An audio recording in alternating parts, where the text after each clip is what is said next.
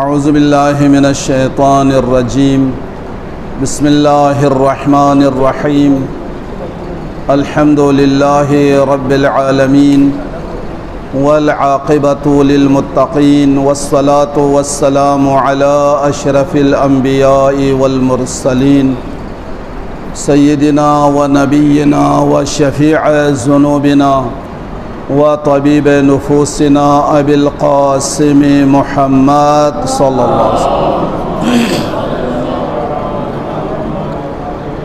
وعلى أولاده الطيبين الطاهرين المعصومين الذين أذهب الله عنهم الرجس وطهرهم تطهيرا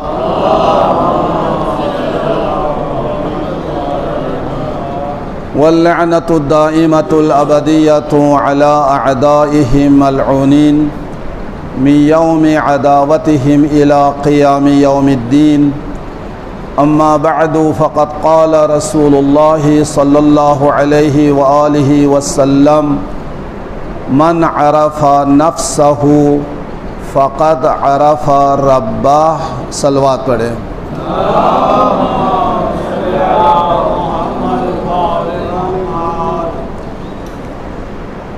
استغفار سب سے بڑی عبادت ہے، اور جو نماز کے بعد آپ 3 دفعہ استغفار پڑھتے ہیں اس میں آج میں نے محسوس کیا سب میں بڑی کنجوسی کی ہے.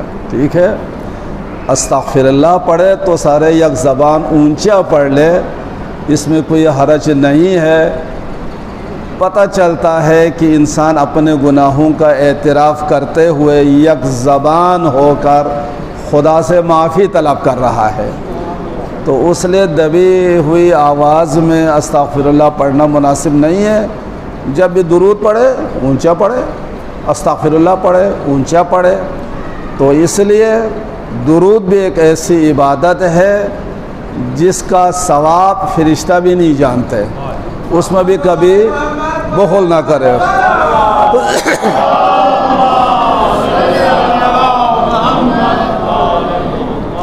انشاءاللہ ٹھنڈی ہوا یہاں بھی پہنچ جائے گی. جو کونے میں بیٹھے ہوئے ادھر بھی ہوا ٹھنڈی آ رہی ہے، ادھر آ جائے. مومن کرام، پچھلے درس میں فقہ جو درس ہمارا نماز سے پہلے متوجہ ہے، وہ کیا درس تھا؟ پچھلے درس میں تیمم. ٹھیک ہے، کبھی وضو اور غسل کے بدلے میں تیمم کر کے نماز پڑھنا پڑتا ہے. 7 موارد بتایا تھا، جن موارد میں سے ایک اگر درپیش ہو تو وہاں آپ تیمم کر کے نماز پڑھ لے. غسل جنابت واجب ہو تب بھی غسل کے بدلے میں، اگر وضو کرنا ہے تو وضو کے بدلے میں تیمم کر کے آپ نماز ادا کریں. اس کا مطلب یہ ہے کہ نماز کی کسی حالت میں بھی معافی نہیں ہے. اب پہلے مورد عرض کیا تھا کہ پانی ہے ہی نہیں ہے، پانی میسر نہیں ہے، تو آپ کیا کریں؟ وضو کے لیے پانی نہیں ہے تو کیا نماز معاف ہے؟ نہیں. نماز کے بدلے وضو کے بدلے میں تیمم کر کے آپ نماز ادا کریں، آپ کی نماز صحیح ہے. اب یہ عرض کیا تھا کہ اگر صحرا میں ہے تو کتنے دور تک آپ نے پانی تلاش کرنا ہے، جنگل ہے یا پہاڑی علاقہ ہے تو وہاں کتنے دور جا کر انسان پانی تلاش کرے. نہ ملے تو تیمم کر لے. ہموار زمین میں کتنے ہیں وہ بتایا تھا، 1 تیر 2 تیر کے فاصلے پر تلاش کرنا ہے. لہٰذا پہلا مورد یہ ہے کہ پانی میسر نہیں، تلاش بھی کیا تھا پانی نہیں ملا، لہٰذا وضو کے بدلے میں آپ تیمم کر کے نماز پڑھ لے، آپ کا نماز صحیح ہے اور نماز دوبارہ پڑھنے کی بھی ضرورت نہیں ہے. پہلے مورد. مسئلہ بہت ہوتا ہے، میں مختصر عرض کر رہا ہوں. دوسرا، پانی تو ہے لیکن قیمت دینا پڑتا ہے، مفت نہیں ملتا. ایسے بھی جگہ ہے نا پانی مفت نہیں ملتا، تو آپ کے پاس قیمت ہی نہیں ہے، یا اتنا قیمت ہے کہ آپ کا ادا کرنے کے لیے مشکل ہے. ایک بات، پانی تو ہے، پانی نکالنے کا ذریعہ نہیں ہے، کنواں ہے، ڈول نہیں ہے. لہٰذا اس صورت میں کیا کریں گے؟ جب ڈول ہی نہیں، پانی تو ہے، کھینچنے کا ذریعہ نہیں ہے، تو پھر وضو کے بدلے میں آپ تیمم کر لیں. دو مسئلہ. تیسرا مسئلہ، پانی ہے لیکن پانی آپ کے لیے نقصان ہے، پانی نقصان ہے، زخم ہے، ڈاکٹر نے منع کیا اس پر پانی نہیں ڈالنا ہے، ٹھیک ہے، پٹی باندھے ہوئے ہے، آشوب چشم ہے، ڈاکٹر کہتے پانی نقصان ہے، پانی سے اجتناب کرے. تو جہاں زخم ہو، پھنسے ہو، پھوڑے ہو، آشوب چشم ہو، پانی جہاں نقصان ہو وہاں اس کے لیے وضو کرنا جائز ہی نہیں ہے. ٹھیک ہے، وضو کرنا جائز نہیں ہے، بلکہ تیمم کر کے آپ نماز ادا کریں. پانی نقصان تھا، آپ نے سمجھا پانی نقصان ہے، آپ نے تیمم کر لیا، ابھی نماز نہیں پڑھی، کسی نے بتایا یا آپ کو پتہ چلا نہیں ہے، اس کے لیے پانی نقصان ہی نہیں ہے. لہٰذا جب نقصان نہیں پتہ چل گیا، تیمم کرنے کے بعد پتہ چل گیا میرے لیے پانی نقصان نہیں ہے، پھر جو آپ نے تیمم کیا ہے وہ باطل ہے، اور وضو کر کے نماز پڑھے. اب پتہ چل گیا، نماز پڑھ لی، نماز پڑھنے کے بعد پتہ چل گیا میرے اس زخم کے لیے وضو نقصان دہ نہیں تھا، لہٰذا اس صورت میں بھی آپ وضو کر کے نماز پڑھے. تیمم اگر کر کے نماز پڑھی ہے وہ نماز دوبارہ پڑھے. جب پتہ چل گیا تو میرے لیے وضو پانی مضر نہیں تھا. 3 مسئلہ. چوتھا مسئلہ، پانی اتنا کم ہے، پانی ہے لیکن اتنا کم ہے کہ اگر آپ وضو کریں گے تو جان کا خطرہ ہے، پینے کے لیے پانی نہیں بچے گا. ٹھیک ہے، ایک بوتل پانی آپ کے پاس ہے، پینا بھی ہے، صحرا میں ہے، وقت گرمیوں کا ہے، تو لہٰذا اگر آپ وضو کریں گے تو پینے کے لیے پانی نہیں بچے گا اور جان کے لیے خطرہ ہوگا یا آپ کے لیے بڑی پریشانی ہوگی. تو وہاں بھی پانی کو بچائیں، آپ تیمم کر کے نماز پڑھیں اور پانی جو ہے وہ اپنی جان کے لیے بچائیں. ایک بات، اپنی جان کے لیے اور ان لوگوں کے جان جن کا آپ پر واجب ہے، وہاں بھی اگر پانی کی قلت ہے، وضو کرنے کی وجہ سے، غسل کرنے کی وجہ سے دوسروں کے جان کو بھی خطرہ ہے، تب بھی آپ وضو غسل نہیں کر سکتا. آپ اس کے لیے تیمم کر کے نماز پڑھے. وہ پانی آپ کو ضرورت نہیں ہے، ان کو ضرورت ہے، ان کے پاس پانی نہیں ہے، تو بھی آپ ان کے لیے پانی بچانا ضروری ہے. تیسری بات، صرف انسان کے لیے نہیں ہے، کوئی جانور مر رہا ہے، چاہے کتا ہی کیوں نہ ہو، وہ پیاس سے مرنے کے قریب ہے، کوئی اللہ کے مخلوق وہاں پانی نہ ہونے کی وجہ سے وہ جان بلب ہے، آپ کے پاس اتنا پانی ہے کہ یا وضو کر سکتے ہیں یا ان کو پلا سکتے ہیں. تو جناب حکم شریعت اور انسانیت یہ ہے کہ جان بچائیں، ان کو پانی پلائیں اور آپ تیمم کر کے نماز پڑھ لیں. یہ چند مسئلے یاد رہیں گے نا. پانی ہی نہیں ہے، تیمم کرے نماز پڑھے. پانی ہے، ذریعہ نہیں ہے، تیمم کر کے آپ نماز پڑھے. پانی ہے، آپ کے لیے نقصان ہے، نہ وضو کرے، تیمم کر کے نماز پڑھے. پانی ہے لیکن اگر وضو غسل کریں گے جان کے لیے خطرہ ہے، اپنی جان کا ہو یا کسی کا جان کا، تو جان بچائیں، تیمم کر کے نماز پڑھ لیں. 4 مسئلہ. 5واں مسئلہ، پانی اتنا ہے بدن یا لباس نجس ہے، آپ کا بدن یا آپ کا لباس نجس ہے، یا آپ بدن لباس کو پاک کر سکتا ہے یا آپ وضو اور غسل کر سکتا ہے. ایک کام آپ کا ہوگا, دونوں کام نہیں ہوگا. کیا کریں گے؟ لباس کو پاک کرے یا بدن کو پاک کر لے, اور وضو و غسل کے بدلے میں آپ تیمم کر کے نماز ادا کریں. ٹھیک ہو گیا. اب پچھلے درس میں خاور صاحب نے مجھے کہا تھا وضو کر کے دکھائیں. میں آپ وضو بھی کر کے دکھانے ہیں اور آپ کو تیمم کر کے بھی دکھانے ہیں, اور وقت تھوڑا سا اگر نکل بھی جائے میں کوشش کروں گا مختصر ہو جائے, لیکن یہ بہت اہم ترین ہے. ہم بالکل ان چیزوں کی طرف متوجہ ہی نہیں ہوتے. صبح کو اٹھے, گھڑی دیکھا, طلوع آفتاب 5 بجے ہے, ٹھیک ہے, 2 منٹ رہ گیا, آپ اٹھے ہیں, کیا کریں گے؟ وضو کریں گے, 2 منٹ نکل جائیں گے. کیا نماز معاف ہے؟ نہیں. آپ وضو نہ کریں, وقت تنگ ہو گیا ہے, فوراً تیمم کر کے نماز ادا کرے. آدھا منٹ لگے گا, وہ تیمم کرے. آدھا منٹ میں آپ تیمم کر لے, 1.5 منٹ ابھی آپ کا باقی ہے, فٹافٹ نیت کر لے, نماز آپ ادا کر سکتے ہیں. آپ کی نماز قضا نہیں ہوگی. مسئلہ نہ جاننے کی وجہ سے ہم گناہگار ہوتا ہے. مسئلہ نہ جاننے کی وجہ سے ایک عظیم واجب, ایک خدا کی عظیم اطاعت ہمارے ہاتھ سے نکل جاتی ہے. لہٰذا ان مسائل کا جاننا ضروری ہے. وقت تنگ ہے, فوراً وضو تیمم کر لو, وضو کے چکر میں نہ رہے. آپ نے غسل کرنا تھا, ٹائم نہیں ہے, فوراً تیمم کر لے اور نماز ادا کرے. اس نماز کو دوبارہ پڑھنے کی بھی ضرورت نہیں ہے. ایک دفعہ صلوات پڑھیں.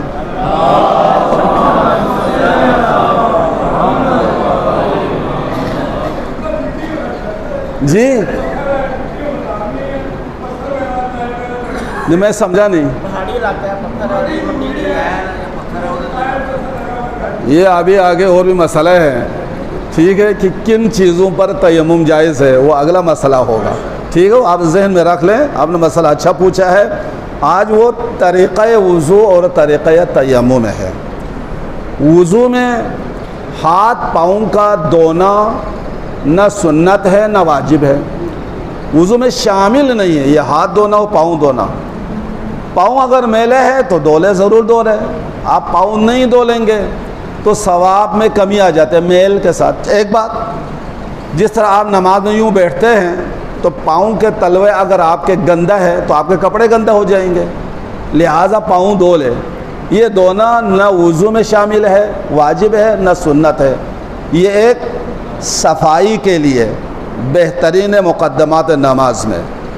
ہاتھ دھونا نہ واجب ہے نہ سنت ہے, وضو میں شامل نہیں ہے. آپ ہاتھ کیوں دھوتے ہیں؟ اس لیے یہ میل کچیل ہے. اگر آپ بغیر دھوئے آپ منہ میں پانی ڈالیں گے تو یہ گندے ہاتھ سے آپ نے پانی ڈالا. لہٰذا منہ میں پانی ڈالنے کے لیے صاف ہاتھ ہونا چاہیے, لہٰذا آپ ہاتھ کو پہلے دھوتے ہیں. تو لہٰذا یہ پاؤں دھونا, یہ ہاتھ دھونا وضو میں قطعاً شامل نہیں ہے. ہم دھوتے اس لیے کہ پاؤں بھی صاف رہے, کپڑے گندہ نہ ہو جائیں, جانماز گندے نہ ہو جائیں. اور ہاتھ دھوتے ہیں کہ آپ اس لیے کہ منہ میں پانی ڈالنا ہے, وہ صاف پانی جائے. لہٰذا یہ دونوں شامل نہیں ہے. وضو کہاں سے شروع ہوتا ہے؟ مستحبات وضو. وہاں پہلے 3 دفعہ کلی کرنا, 3 دفعہ ناک میں پانی ڈالنا, یہ وضو کے مستحبات میں سے ہے. کرے تو آپ کو سنت کا ثواب ملے گا, نہیں کریں گے تو کوئی بات نہیں ہے, کوئی حرج ہی نہیں ہے. کلی کرنا سنت ہے, کلی کریں گے ثواب ہے, نہ کریں گے تو کوئی حرج نہیں ہے. وضو کہاں سے شروع ہوتا ہے؟ چہرے سے شروع ہو جاتا ہے. چہرے اور ہاتھوں کا دھونا, سر اور پاؤں کا مسح کرنا, یہ وضو ہے. ٹھیک ہے. اب کتنے لوگ شکایت کرتے ہیں مجھے کہ ان کو وضو ٹھیک نہیں تھا, انہوں نے غلط کیا ہے, مسح ٹھیک نہیں تھا. خدا کے بندے, یہ بدو نے جہاز بنایا ہے, راکٹ بنایا ہے, چاند تک گیا ہے, اتنے پرزے جوڑا ہے, اتنا عقل استعمال کیا ہے, تو ہمیں 4 واجبات وضو بھی صحیح نہیں کرنا آئیں گے. کتنے افسوس کی بات ہے کہ ہمارے وضو ہی صحیح نہ ہو. وضو کا صحیح ہونا نماز کے لیے شرط ہے. اگر آپ کا وضو صحیح نہیں ہے تو نماز بھی صحیح نہیں ہے. لہٰذا عموماً دیکھا گیا ہے چلوں میں پانی لے کر سیدھا ادھر مارتے ہیں، سر آپ اٹھاتے ہی نہیں ہیں، بیسن کے اوپر سر جھکائے ہوتے ہیں آپ کا، اور چلو بھر کے نے سیدھا ادھر مار دیا پھر اوپر گیا، نہیں۔ کہاں سے وضو شروع ہونا ہے؟ چہرہ کہاں سے شروع ہونا ہے؟ سر کے بال کے اگنے کی جگہ سے لے کر تھوڑی تک لمبائی میں، اور یہ جو درمیانی انگلی انگوٹھے کے جو برابر جو چوڑائی میں، یہ، اور یقین پیدا کرنے کے لیے تھوڑا اطراف میں بھی زیادہ دھو لے، کم نہ دھوئے زیادہ دھو لے، یہ چوڑائی میں ہے۔ تو وضو کس طرح کرنا ہے؟ تھوڑا سا سر اٹھا کے پانی ڈالو، ٹھیک ہے، سیدھا اٹھا پانی چلو بھر کے آرام سے ادھر ڈالو، آرام سے دھو لو، یہ آپ کا واجب ہو گیا۔ دوبارہ دھونا سنت ہے، اب دوبارہ دھوئیں گے ایک اور ثواب ملے گا، دوبارہ چلو بھر کے ڈالو، وہیں پر آپ پورا دھو لیں۔ یوں کر کے دھونا وضو صحیح نہیں ہے۔ کہاں ڈالنا چاہیے؟ اپنے پوری طاقت بھی نہ لگائے، بعض وہ طاقت لگاتا ہے، ایک دم لگاتا ہے کہ یہ چھینٹے جو ہے نا اوپر چلے جاتا ہے۔ سر کے جو مسح کے جگہ خشک ہونا ضروری ہے، لہٰذا جب آپ پیشانی پر پانی ڈالیں گے چلو بھر کے آرام سے ڈالے، آرام سے ہاتھ پھیر لے، تسلی کر لے، نیچے تک ہاتھ پھیر لے، ابرو دیکھو، تسلی کرنے کے بعد اب آپ نے ہاتھ دھونا ہے۔ یہ جو کوہنی ہے، مٹھی بند کر کے لوگ وضو پانی ڈالتے ہیں، یوں رکھتے ہیں، نہیں، بالکل کھلے رکھے ہاتھ۔ پانی کہاں سے ڈالنا ہے؟ یہ اوپر سے آپ نے پانی ڈالنا ہے، جہاں سے وضو شروع ہوتا ہے اس سے تھوڑے سے جگہ اوپر سے آپ پانی ڈالیں، تاکہ آپ کو یقین ہو جائے میں نے ہاتھ پورا دھو لیا ہے۔ بھر کے پانی ڈالو، پانی ڈالنے کے بعد انگلیاں کھلے رکھے تاکہ یہ پانی سیدھا آ کے انگلیوں کے سرے سے نیچے ٹپک جائے، اور بڑے تسلی کر کے ہاتھ پھیر لے۔ یہ دیکھو آرام سے، اگر اس کو آپ پہلے گیلا کریں گے تو زیادہ بہتر ہے۔ اب یہ بائیں ہاتھ میں گیلا کر رہا ہوں، ٹھیک ہے، اب وضو کے پانی ہاتھ کھلے رکھنا ہے، مٹھی بھر نہیں کرنا ہے، ہاتھ کھلے رکھو، ادھر ڈالو ہاتھ، پہلی دفعہ واجب، دوسری دفعہ سنت۔ آپ یہ بڑے تسلی کرو، یہ اوپر سے تسلی ہو گئی۔ یہ جگہ عموماً بعض لوگ کھردرے ہوتے ہیں، پانی کم پہنچتے ہیں، اس کو پہلے گیلا کر لو، تسلی کر کے ہاتھ دھونے کے بعد سر کا مسح۔ میرے اور حاجی ظہیر اور ضمیر کے لیے کوئی مشکل نہیں ہے مسح کرنا۔ آپ بعد جن لوگوں کے بال لمبے ہیں ان کے لیے تھوڑا سا مشکل ہو جائے گا، لہٰذا ہاتھ پھر پانی پر نہ جائیں۔ عموماً کچھ لوگ نادانی میں پانی تازہ لے کے پھر مسح کرتے ہیں، وضو باطل ہے۔ بائیں ہاتھ دھونے کے بعد آپ کا ہاتھ بالکل پانی کی طرف نہیں جانا چاہیے، اسی طریقے سے آپ نے سر کا مسح کرنا ہے، ایک انگل برابر سینٹر سے لے کر آگے تک، اور جہاں وضو کا پانی پیشانے وہاں تک آپ کا ہاتھ نہیں آنا چاہیے، تھوڑا فاصلہ رکھے، اٹھا لے۔ سمجھ رہے ہو؟ ادھر سے دیکھو، ایک انگل لمبائی ہو گئی نہیں؟ چہرے کا پانی میں نے یہاں تک دھویا ہے، یہ ہاتھ کچھ دیر پہلے سے میں نے ہاتھ اٹھا دیا ہے، اس کے ساتھ میرا ہاتھ مس ٹچ نہیں ہوا۔ یہ اس کے بعد پاؤں کا مسح، یہ دیکھو، یہ ناخن کاٹنا سنت ہے، بعض کے ناخن بڑے ہوتے ہیں، ناخن بڑے ہو تو یہ یہاں سے آپ وضو مسح کریں گے تاکہ یہ بلیڈ کی حیثیت سے آپ کے پانی وہ اندر چلا جائے گا۔ اگر آپ نے یوں کیا، یوں اگر مسح کیا تو وہ جگہ خالی رہیں گے، اس لیے احتیاط یہ ہے یوں آپ مسح کر لیں پاؤں کا۔ کہاں تک؟ ابھرے ہوئے ہڈی تک تو واجب ہے، احتیاط کرو آگے تک لے کے آؤ تاکہ مسح آپ کا پورا ہو جائے۔ یہ دونوں پاؤں کا مسح ہے، ٹھیک ہے، یہ وضو ہے، یاد رہے گا۔ کتنے واجب ہے وضو میں؟ 4۔ چہرہ اور دونوں ہاتھوں کا دھونا، سر اور پاؤں کا مسح کرنا، یہ وضو میں واجب ہے۔ اب یہ وضو آپ نہیں کر سکتے، پانی نہیں ہے، نقصان ہے، ذریعہ نہیں ہے، پیاسا رہے گا، جن وجوہات کی وجہ سے آپ کے لیے وضو کرنا ممکن نہیں ہے، تو آپ نے تیمم کرنا ہے۔ تو تیمم کیسے کریں گے؟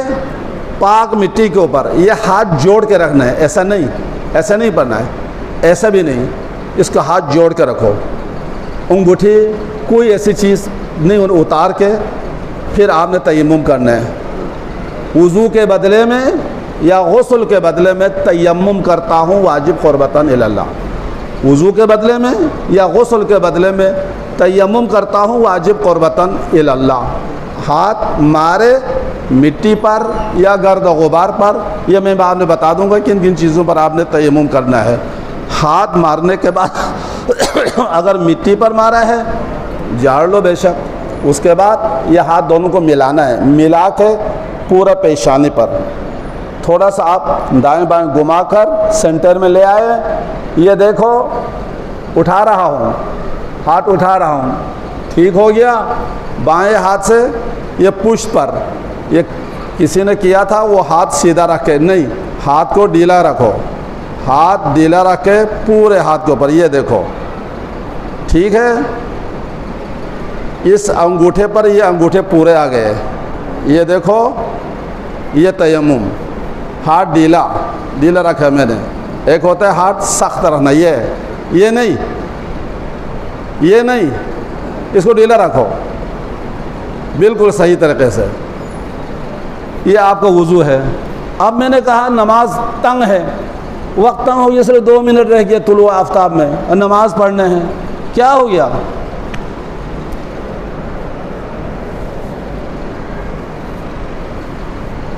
اللہ اکبر، کتنا ٹائم لگا؟ ہاں جی 10 سیکنڈ ہے، 10 سیکنڈ میں آپ کی نماز بھی ادا ہو گئی اور وضو کا وقت نہیں تھا، تیمم کر کے آپ نے نماز پڑھ لیا ہے۔ لہٰذا اگر نماز کے لیے وضو کا کچھ رکاوٹ ہے تو وضو کے بدلے میں، غسل کے بدلے میں تیمم کر کے نماز پڑھنا واجب ہے۔ صلوات پڑھے۔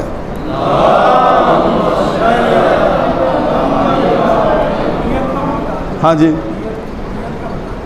تیمم کا، ہاں وضو کرتا ہوں حدث دور ہونے کے لیے، نماز صحیح ہونے کے لیے، واجب قربتاً الی اللہ۔ وضو کرتا ہوں حدث دور ہونے کے لیے، نماز صحیح ہونے کے لیے، واجب قربتاً الی اللہ۔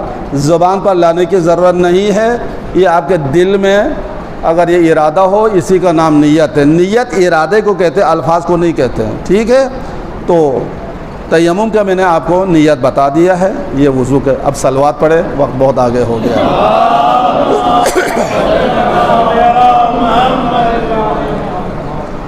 سرکار دو عالم صلی اللہ علیہ وآلہ وسلم کے حدیث مبارک، من عرف نفسہ فقد عرف ربہ، جس نے اپنے نفس کو پہچان لیا اس نے اپنے رب کو پہچان لیا۔ خدا کی معرفت واجب ہے یا نہیں؟ خدا کی معرفت واجب ہے، دین میں بنیاد خدا کی معرفت ہے، دین کے اساس خدا کی معرفت ہے۔ اسی لیے حضور کا یہ فرمان، جس نے اپنے نفس کو پہچان لیا اس نے اپنے رب کو پہچان لیا۔ اور خالق کائنات نے بتا دیا، سنوریہم آیاتنا فی الآفاق، ہم اپنی نشانیاں ان انسانوں کو دکھلائیں گے، کہاں؟ آفاق عالم میں، وفی انفسہم، خود انسان کے نفس میں ہم دکھلائیں گے، حتی یتبین لہم انہ الحق، تاکہ انسان کو پتہ چلے کہ خدا کی وحدانیت، اس کی یکتائیت، اس کی قدرت حق ہے انسان کے اپنے نفس میں۔ تو انسان کیا ہے؟ انسان 2 چیزوں کے مجموعے کا نام ہے، 2 چیزوں کا نام انسان ہے۔ ایک جسم ہے، یہ بدن ظاہری، اس کو جسم کہتے ہیں، ٹھیک ہے۔ یہ ہے، یہ بدن کیا ہے؟ یہ بدن گوشت، پوست، ہڈی، خون، ان چیزوں سے اللہ نے بنایا ہے، اور یہ ظاہری آنکھوں سے ہمیں نظر آتا ہے، یہ جسم، یہ سب کچھ ہمیں ظاہر نظر آتا ہے۔ اس کی اصل کیا ہے؟ عناصر اربعہ ہے، 4 متضاد چیزوں سے اللہ نے انسان کے جسم کو بنایا ہے۔ آگ، مٹی، ہوا، پانی، یہ چاروں کے چاروں متضاد چیز ہے جس سے انسان بنایا ہے، اور اسی متضاد چیز کی وجہ سے ہمارے اندر لڑائیاں ہوتی ہے، ٹھیک ہے؟ یہ ناچاقیاں، یہ لڑائیاں، یہ ایک دوسرے سے دشمنیاں، یہ سب کس وجہ سے ہیں؟ یہ ہمارے جسم اللہ نے 4 متضاد عناصر سے پیدا کیا ہے۔ آگ اور مٹی میں کیا مقابلہ ہے؟ آگ میں تکبر ہے، اور مٹی میں کیا ہے؟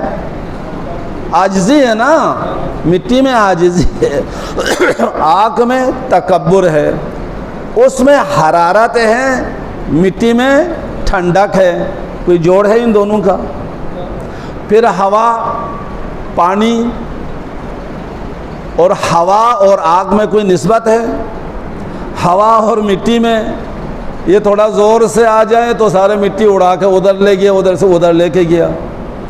تو یہ انسان کا جسم جو ہے 4 متضاد عناصر سے اللہ نے پیدا کیا ہے، اور یہ ظاہری طور پر ہمیں نظر آتا ہے۔ تو ایک انسان کیا ہے؟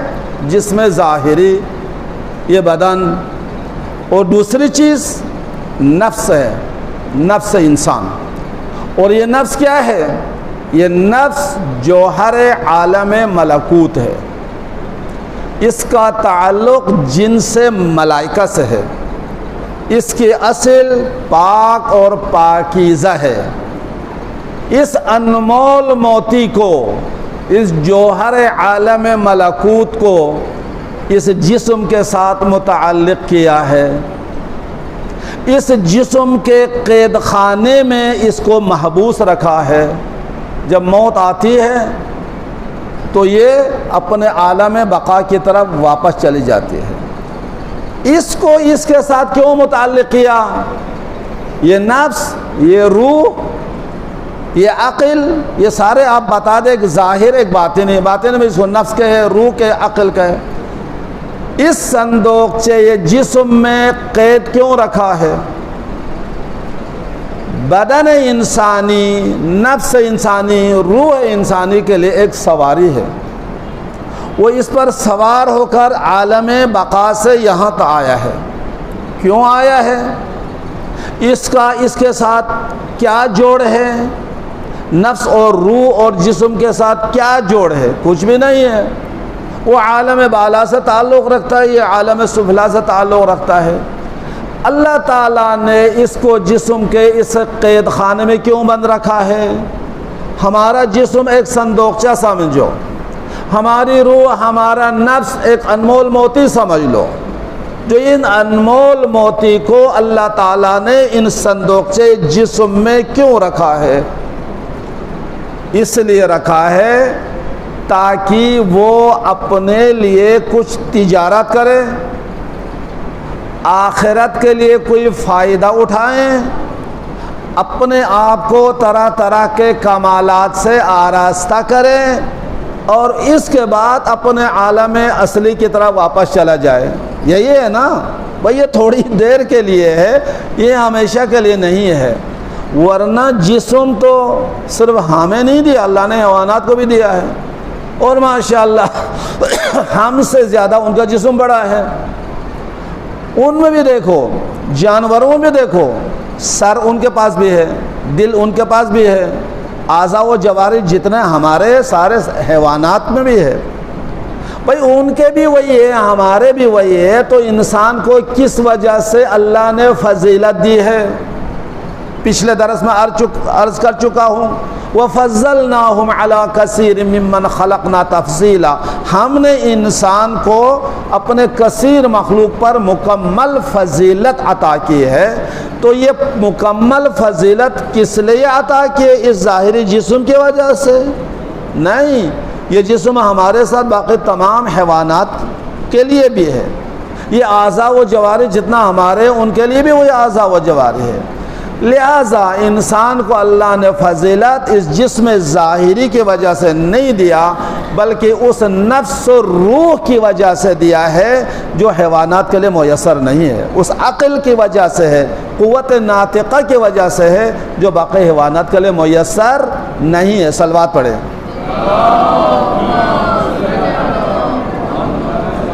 بدن کیا ہے؟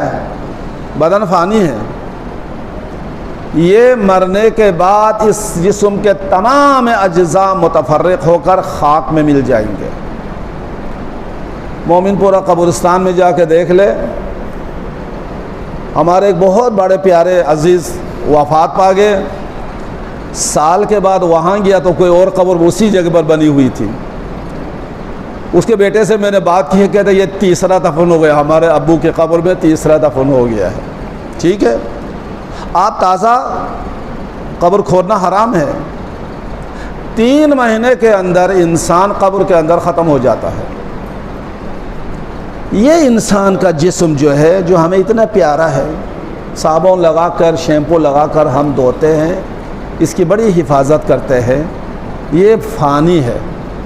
یہ انسان کا جسم فنا ہونا ہے، مرنے کے بعد اس کے اجزاء متفرق ہو کر خاک میں مل جائیں گے، مگر نفس اور روح کے لیے فنا نہیں ہے، نفس اور روح کے لیے بقا ہے۔ جسم کے جو فنا ہے وہ روح اور نفس کے لیے فنا کا باعث نہیں ہے۔ ہاں، وہ لوگ جنہوں نے ریاضت کی ہوئی ہے، جو واقعاً اللہ والے ہیں، جنہوں نے اس دنیا کی زندگی میں اللہ کی عظیم عبادت کا شرف حاصل کیا ہے، ان لوگوں کے لیے یہ جسم اس کا اتصال اپنے روح اور نفس کے ساتھ مرنے کے بعد بھی رہتا ہے۔ جب اس کا اتصال جسم کے ساتھ رہتا ہے تو جسم قبر میں خراب نہیں ہوتا، جسم تازہ رہتا ہے۔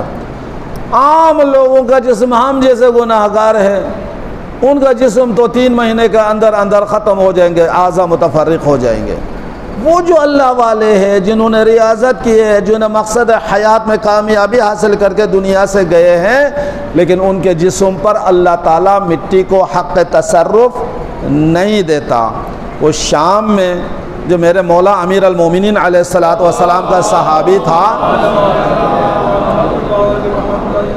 ادی کا ہے، کتنے سال کے بعد؟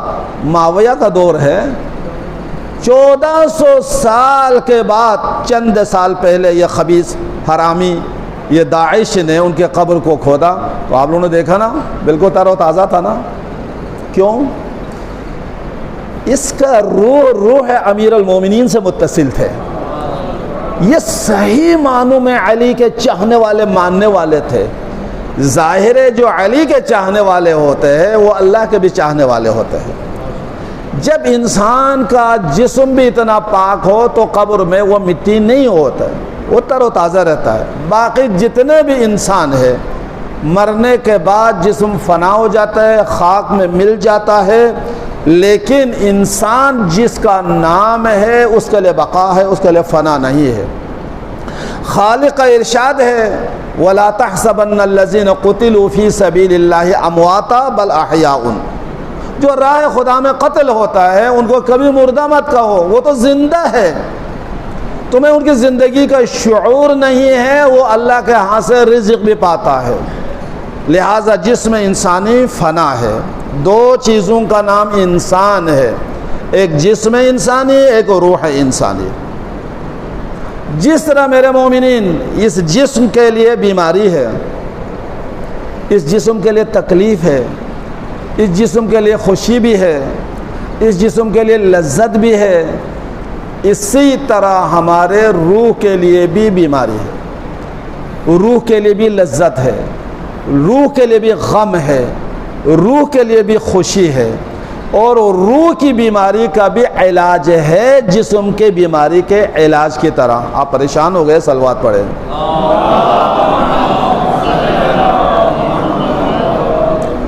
جیسے ہمارے جسم بیمار ہوتا ہے ہماری روح بھی بیمار ہوتی ہے، جیسے ہمارے جسم کو تکلیف ہوتی ہے ہمارے روح کو بھی تکلیف ہوتی ہے۔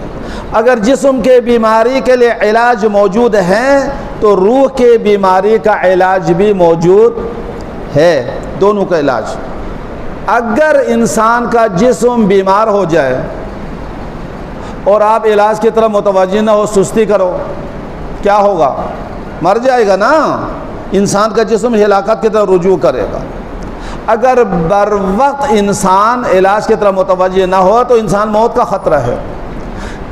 جب انسان کا جسم بیمار ہوتا ہے تو وہ کمزور کر دیتے ہیں، بیماری سے جسم کمزور ہو جاتا ہے نا۔ کس نے آپ کے اس عظیم جسم کو کمزور کیا؟ اس بیماری نے۔ جب بیمار ہوتا ہے انسان تو بس اوقات شیرین سے شیرین چیز اس کے لیے تلخ ہو جاتے ہیں۔ وہ بڑا شوق کے ساتھ گوشت کھاتا تھا، دل نہیں کرتا تھا۔ وہ بڑے شوق کے ساتھ چائے پیتا تھا، دل نہیں کر رہا ہے۔ وہ مٹھائی کھاتا تھا، دل نہیں کر رہا ہے۔ کیوں؟ یہ جسمانی بیماری کی وجہ سے لذیذ سے لذیذ چیزیں بھی انسان کے لیے تلخ ہو جاتے ہیں، وہ کھانے کے لیے تیار نہیں ہوتا۔ اسی طرح میرے مومنین، روح کی بھی بیماریاں ہیں، روح کی بھی بیماریاں ہیں۔ اور روح کی بیماری کیا ہے؟ وہ بری عادتیں ہیں، وہ بری خصلتیں ہیں، وہ گناہوں سے لاپرواہی ہے، جس کی وجہ سے ہماری روح بیمار ہو جاتے، نفس بیمار ہو جاتے ہیں۔ اور جب ہمارے نفس بیمار ہو، ہماری روح بیمار ہو، تو یہ عبادت، یہ اطاعت اپنے لیے بوجھ سمجھتا ہے۔ مزہ نہیں آتا نماز میں، مزہ نہیں آتا مجلس میں بیٹھنے کو، دل نہیں کرتا بس جلدی چلا جائے، دل نہیں کرتا نماز میں تھوڑا سا رکوع اور سجدے کو طول دے۔ کیوں؟ اس لیے ہمارے روح بیمار ہے۔ جس طرح جسمانی بیماری کی وجہ سے لذیذ ترین غذا اس کے لیے کڑوی ہو جاتی ہے، جب انسان کے روحانیت میں بھی بیماری آ جائے تو انسان کو عبادت اور اطاعت الہی میں لذت حاصل نہیں ہوتی، وہ جان چھڑانے کی کوشش کرتا ہے۔ اور روح کی بیماری کا علاج کیا ہے؟ علاج ہے یا نہیں؟ یقیناً ہے۔ اس کا علاج کیا ہے؟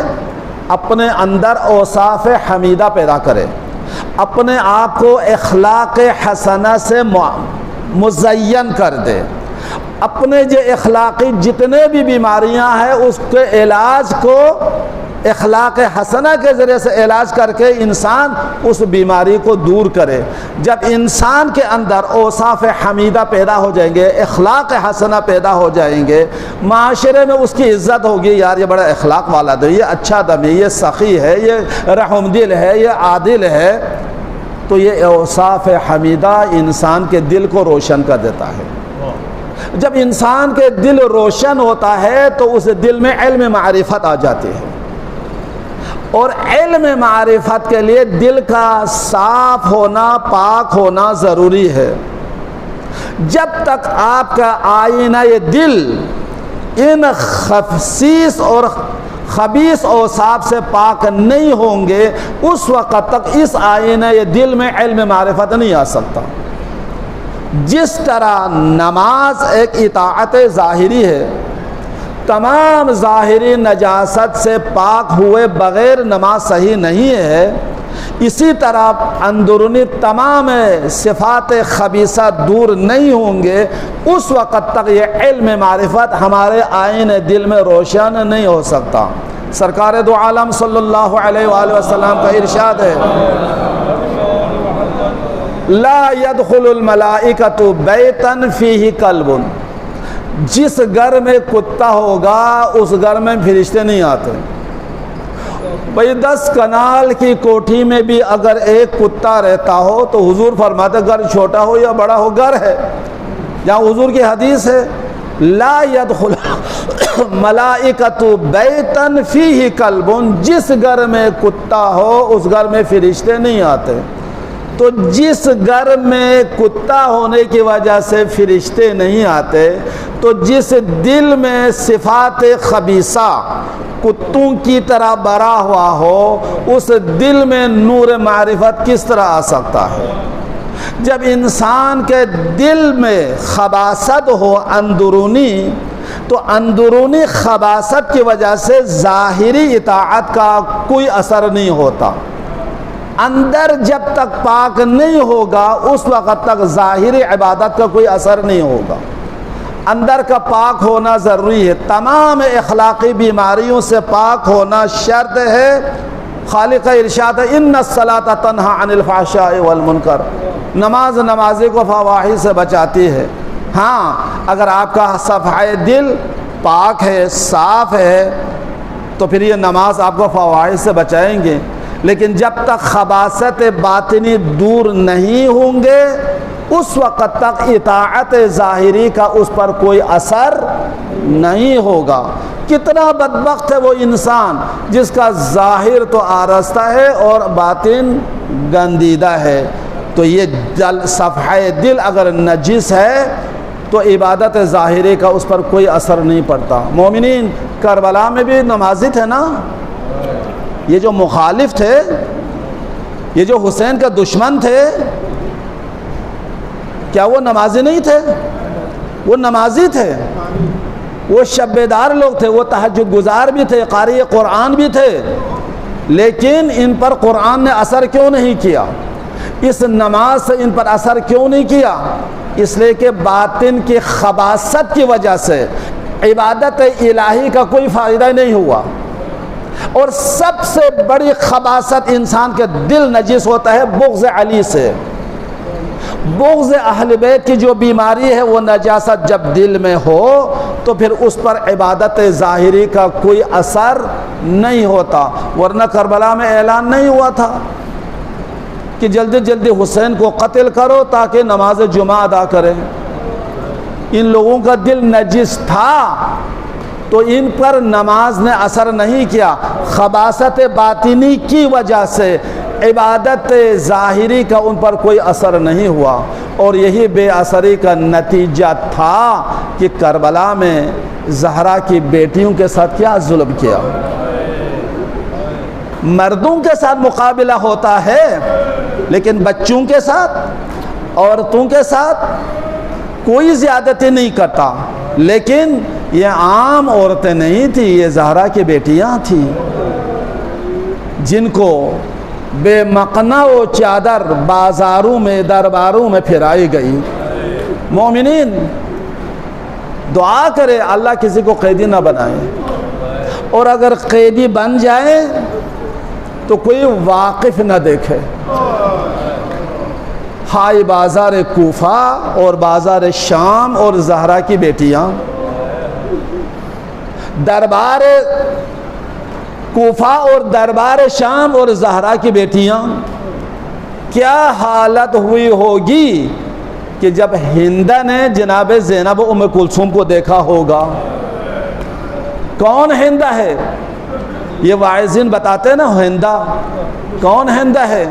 یہ ایک یہودی کی بیٹی تھی، یہ ہندہ ایک یہودی کی بیٹی تھی، یہ بیمار ہو گئی، اطباء نے لا علاج قرار دیا، اس کا کوئی علاج نہیں ہے۔ تو اس نے لوگوں سے پوچھا کہ طبیبوں نے لا علاج قرار دیا ہے، کیا ہے اس دنیا میں کوئی جو میری بیٹی کو شفا دے؟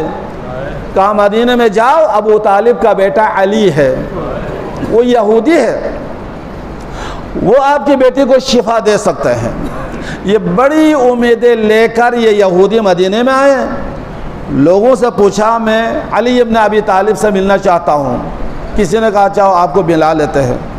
یہ مولا کی خدمت میں آئے اور اس نے عرض کیا اے علی، میں آپ کے ماننے والوں میں سے نہیں ہوں، میں یہودی ہوں، لیکن میں بڑی امید لے کر آپ کے پاس آیا ہوں، میری بیٹی کو ڈاکٹروں نے لا علاج قرار دیا ہے، میں بڑی امید لے کے آیا ہوں، کیا میری بیٹی کے لیے علاج ہے؟ مولا نے اس کے چہرے کی طرف دیکھ کر مسکرا کر فرمایا خادم کو جاؤ میرا بیٹا حسین کو بلاؤ۔ کوئی گئے مولا حسین کو بلایا، آپ کو بابا جان نے یاد فرمایا ہے۔ مولا تشریف لے آئے، بابا جان آپ نے یاد فرمایا؟ ہاں بیٹا۔ خادم کو حکم دیا ایک برتن میں پانی لے کے آؤ، پانی لے آیا۔ مولا نے فرمایا بیٹا حسین اس پانی سے اپنے ہاتھ کو مس کرو۔ مولا حسین نے اس پانی سے ہاتھ مس کیا تو مولا نے وہ پانی یہودی کو دے کر فرمایا جاؤ یہ پانی اپنی بیٹی کے سر پہ انڈیل دو، اللہ شفا دے گا۔ انہوں نے کہا یہ کیسا پانی ہے؟ مولا نے فرمایا یہ وہ پانی ہے جس میں میرا بیٹا حسین نے مس کیا ہے۔ وہ پانی لے گیا اپنے بیٹی کے سر پہ ڈال دیا، وہ شفا یاب ہو گئی۔ اس نے پوچھا بابا یہ کیسا پانی تھا؟ کہا یہ وہ پانی ہے جو مدینہ میں ایک حسین رہتا ہے، یہ اس کے ہاتھ کے مس شدہ پانی ہے۔ تو اس نے کہا بابا پھر میں اس حسین کی زیارت کرنا چاہتی ہوں، میں اس حسین سے ملنا چاہتی ہوں۔ وہ یہودی اپنی بیٹی کو لے کر مدینے میں آئے اور جیسے اس نے مولا حسین کو دیکھا اسی وقت چلا کر کہا مولا میں آپ پر ایمان لاتی ہوں۔ وہ مومنہ ہو گئی، اس نے ایمان لائے۔ تو جب وہ مومنہ ہو گئی تو مولا حسین نے فرمایا اچھا تم مومنہ ہو گئی، ایمان لائی ہے تو جاؤ میرے بہنوں سے دین سیکھ لو۔ یہ جناب زینب کے پاس گئی تو کہا میں نے آپ کے بھائی پر ایمان لے آئی ہے، مجھے دین سکھا لو۔ تو جناب زینب نے فرمایا سب سے پہلے پردہ سیکھ لو، میرے گھر سے پردہ سیکھ لو۔ یہ ہندہ مولا کے گھر میں رہی ہے، اس کے بعد ان کی کنیز رہی ہے، اور جس طریقے سے شام میں پہنچی یہ الگ واقعہ ہے۔ اور جب زینب شام کے بازار میں تشہیر ہو رہی تھی علی کی بیٹیاں، تو کسی نے ہندہ سے کہا کہ کچھ خارجیوں نے خروج کیا تھا اور ان کو قتل کر کے ان کے مستورات کو اسیر کر کے بازار میں تشہیر ہو رہی ہے، ابھی کچھ دیر کے بعد دربار میں ان کی حاضری ہے تو آپ بھی دیکھ لیں۔ تو ہندہ نے کہا میں پردہ دار عورت ہوں، میں بازار نہیں جاؤں گی، لیکن میرے لیے ایک برقع تیار کر لو اور اس کا جو چہرہ کا جو ہے وہ باریک چادر ہو تاکہ قیدیوں کو میں دیکھ سکوں۔ ایک برقع تیار کیا اور کہا مجھے ایک تخت بناؤ، میں زمین پر نہیں بیٹھوں گی۔ ایک تخت تیار ہوا ہندہ کے لیے، جہاں اسیروں نے گزرنا تھا وہاں ہندہ کا تخت وہاں تیار ہوا۔ ہندہ وہاں جا کے بیٹھ گئی۔ زہرا کی بیٹیاں شام کے بازار عبور کرنے کے بعد جب دربار میں داخلہ ہوئی ہے تو جناب زینب کی نظر سیدھا ہندہ کے چہرے پر پڑی تو جناب ام کلثوم سے فرماتی بہن دیکھو یہ کون ہے؟ جناب ام کلثوم نے فرمایا بہن جب سے عباس گھوڑے سے نیچے گرے ہیں نا اس وقت سے میری نظر کمزور ہو گئی ہے، مجھے دور سے کچھ دکھائی نہیں دیتے۔ تو جناب زینب فرماتے نہیں بہن غور سے دیکھو یہ وہی ہندہ ہے جس کو ہم نے پردہ سکھایا تھا، آج وہ پردے میں ہے، ہم پردے سے ہمارے سروں سے چادر نہیں ہے۔ زینب سر جھکا کر تشریف لا رہی تھی، دربار عبور کر رہی تھی۔ جب ہندہ کے پاس پہنچی ہے تو ہندہ نے پوچھا آپ کہاں کے رہنے والے ہو؟ جناب زینب نے فرمایا ہم مدینہ کے رہنے والے ہیں۔ بس مومنین مدینہ کا نام سنا ہندہ تخت سے نیچے زمین پر بیٹھ گئی۔ جناب زینب نے فرمایا شہزادی تخت کیوں چھوڑی ہے، زمین پر کیوں بیٹھی ہے؟ تو ہندہ نے کہا مدینہ والوں میرے سامنے ہو، چاہے قیدی کیوں نہ ہو مدینہ والے تو ہے نا، ان کے سامنے میں تخت پر کیسے بیٹھوں؟